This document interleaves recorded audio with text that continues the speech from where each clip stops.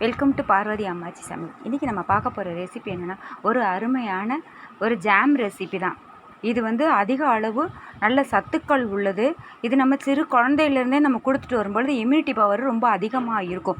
கடையில் போய் வெளியில் எதுவும் நம்ம வாங்கி கொடுக்கணும்னு அவசியமே கிடையாது.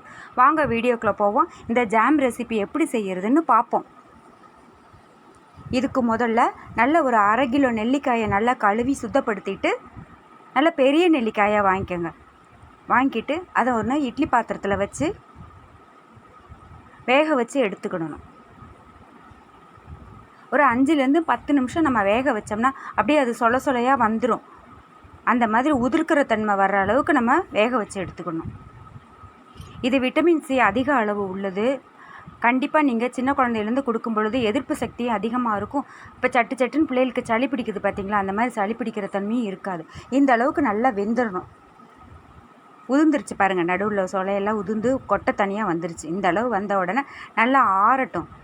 ஆறின உடனே நல்லா உதிர்த்தவருக்கு ஈஸியாக இருக்கும். இந்த மாதிரி நம்ம ஊற்றுக்கிட்டு இதை மிக்சி ஜாரில் போட்டு நல்லா அரைச்சிக்கோங்க. தண்ணி சேர்க்கக்கூடாது. கண்டிப்பாக தண்ணி சேர்த்திங்கன்னா உங்களுக்கு இது நம்ம ஒரு 2-3 மாதத்துக்கு வச்சுருக்கும் பொழுது கெட்டு போயிடும். தண்ணி சேர்க்காமையே நீங்கள் அரைச்சிக்கோங்க. அரைப்பட்டுடும். உங்களுக்கு 1-2 பீசஸ் இருந்தாலும் நீங்கள் நல்லா 2-3 தடவை நீங்கள் அரைக்கும் பொழுது அரைப்பட்டுடும். அதுக்கு தான் நல்லா ஒரு 10 நிமிஷம் மையாக வேக வைக்கணுங்கிறது. குறைச்சபட்சம் 10 நிமிஷம் வேக வைங்க. அப்போ தான் நல்லா இந்த அளவுக்கு மசிஞ்சு நல்லா வலுவலுன்னு அரைச்சதுக்கப்புறம் நம்ம எவ்வளோ அளவு நெல்லிக்காய் நம்ம எடுக்கிறோமோ அதே அளவு நம்ம வெல்லம் எடுத்துக்கணும். வெல்லத்தை நல்லா பொடியாக நுணுக்கிட்டு ஒரு பாத்திரத்தில் போட்டு 1/2 டம்ளர், அது மூழ்கிற அளவு கூட தண்ணி வேண்டாம், ஒரு 1/2 டம்ளர் தண்ணி ஊற்றுங்க.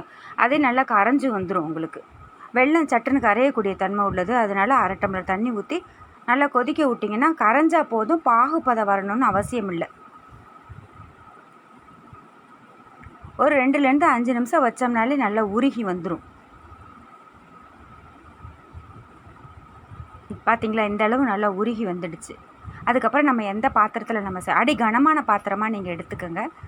நான் நான்ஸ்டிக் கடாய் எடுத்திருக்கேன். உங்கள்கிட்ட கனமான பாத்திரம் இருந்துச்சுன்னா எடுத்துக்கோங்க. அப்போ தான் ஒட்டாமல் வரும். அதுக்காக தான் இதில் நம்ம அதை வடிகட்டி எடுத்துக்கோங்க. ஏன்னா வெள்ளத்தில் கல் மண்ணெல்லாம் இருக்கும். இப்போ கல் மண் இல்லாத வெள்ளம் இருந்துச்சுன்னா நீங்கள் அப்படியே டைரெக்டாகவே நீங்கள் சேர்த்துக்கலாம். இது கொஞ்சம் கல் மண்ணெல்லாம் இருக்குது, அதுக்காக வடிகட்டிக்குங்க. நல்லா வடிகட்டிட்டு அரைச்ச விழுது இருக்குது பார்த்தீங்களா, அதை நம்ம கலந்துக்கோங்க.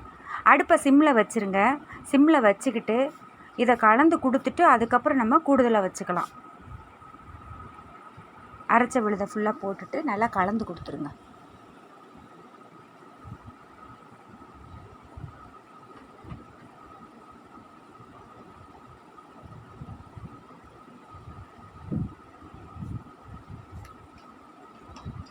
அடுப்பு நான் சிம்மில் தான் வச்சுருக்கேன்.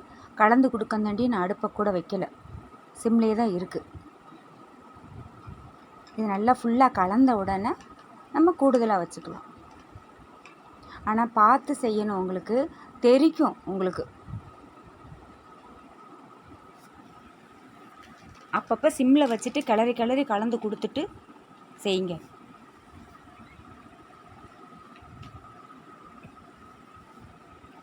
நல்லா ஒரு 5-10 நிமிஷம் வச்சிங்கன்னா நல்லா இந்த மாதிரி கலர் மாறி வந்துடும். இன்னும் வற்றணும். உங்களுக்கு அந்த வெள்ளைப்பாகனுடைய அந்த தண்ணி சத்தெல்லாம் போய் நல்லா வெந்து கொடுத்து நல்லா வந்துடும். ஜாம் பார்த்திங்களா, நல்லா ஒரு அல்வா பதத்துக்கு வந்துடும். இந்த அளவுக்கு நல்லா வரணும். இன்னும் கொஞ்சம் சுருளணும். இது 3/4 பதம் வந்திருக்கு. இந்த பார்த்திங்களா, இந்த அளவுக்கு வந்த உடனே இதில் ஒரு 1/2 ஸ்பூன் சுக்குப்பொடி சேர்த்துக்கோங்க. உங்கள்கிட்ட சுக்குப்பொடி இல்லைன்னா, சுக்கு இருந்துச்சுன்னா நீங்கள் அதை இடித்து கூட சேர்த்துக்கலாம். என்கிட்ட சுக்குப்பொடி இருந்தனால 1/2 ஸ்பூன் சேர்த்துக்கிட்டேன். 1/2 ஸ்பூன் ஏலக்காய் தூள் சேர்த்துக்கோங்க. கண்டிப்பாக சுக்குப்பொடி சேர்த்துக்கோங்க, ஒரு நல்ல வாசனையாக இருக்கும். மிளகு பிடிக்கும்னா மிளகு சேர்த்துக்கலாம். ஆனால் மிளகு சேர்க்கும் பொழுது கொஞ்சம் காரமாக இருக்குன்னு சின்ன பிள்ளைங்க சாப்பிட மாட்டாங்க. அதுக்காக தான் நான் மிளகு சேர்க்கலை, சுக்கு மட்டும் சேர்த்துருக்கேன் செரிமானத்தன்மைக்காக. நல்லா சுருண்டு இந்த அளவுக்கு உங்களுக்கு நல்லா ஜாம் பதத்துக்கு வந்த உடனே இறக்கி வச்சுருங்க. இறக்கி வச்சு ஒரு டப்பாவில் தண்ணி ஈரப்பதம் இல்லாத டப்பாவில் போட்டு வச்சுக்கிட்டிங்கன்னா நீங்கள் எப்பப்போ உங்களுக்கு காலையில் வெறும் வயிற்றில் சாப்பிட்டாலும் சரி, இல்லை எந்த நேரம் வேணாலும் சரி, ஒரு ஸ்பூன் நீங்கள் சின்ன பிள்ளையிலேருந்தே கொடுத்துட்டு வரும்பொழுது நல்ல ஆரோக்கியமாக வளருவாங்க குழந்தைங்க. இம்யூனிட்டி நம்ம டாக்டர்கிட்ட போகணுன்னு அவசியமே கிடையாது. பெரியவங்களும் நீங்கள் சாப்பிடலாம். நல்லா ப்ரெட் இருந்துச்சுன்னா கூட அதை நல்லா நடுவில் தடவி கொடுத்து குழந்தைங்களுக்கு நல்லா ஜாம் தடவி கொடுக்குற மாதிரி வச்சு நம்ம கொடுக்கலாம். கண்டிப்பாக வீட்டில் ட்ரை பண்ணி பாருங்கள். இந்த வீடியோ உங்களுக்கு பிடிச்சிருக்குன்னா லைக் பண்ணுங்கள், ஷேர் பண்ணுங்கள், சப்ஸ்கிரைப் பண்ணுங்கள். மறக்காமல் பெல் ஐக்கானை கிளிக் பண்ணுங்கள். தேங்க்யூ.